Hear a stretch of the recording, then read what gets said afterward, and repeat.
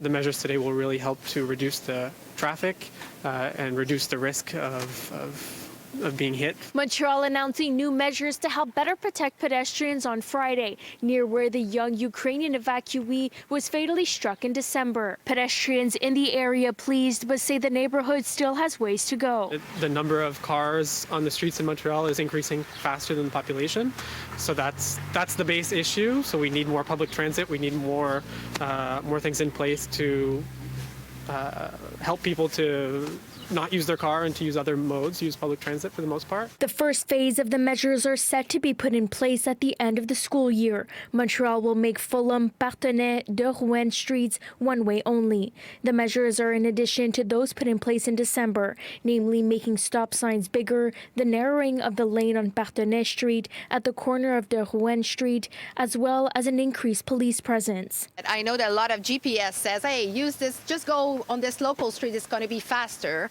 And that's a problem. So for us, what we want to do is, of course, putting speed bumps.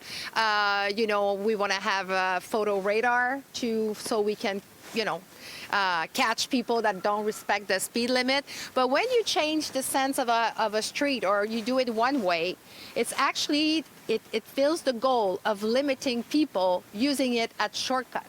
The sort of competition going on at intersections, if the number of cars is reduced, then it's quality of life for pedestrians that's increased. So if cars have to make a detour of 2 minutes, for example, I would argue that it's nothing in comparison to the safety and the overall feeling of safety in the neighborhood. That's what I would tell them.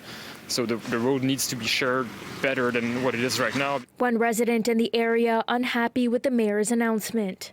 One-way streets after a 7-year-old kid is killed?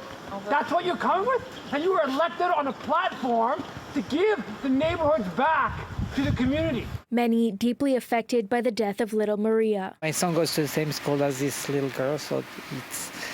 actually, since the traffic increased a lot, we decided to take my son to school. He was going by himself. He's going to 3rd grade. But since the traffic increased a lot, we were like, no, we don't feel that safe anymore. So we're just going to take him to school in the morning.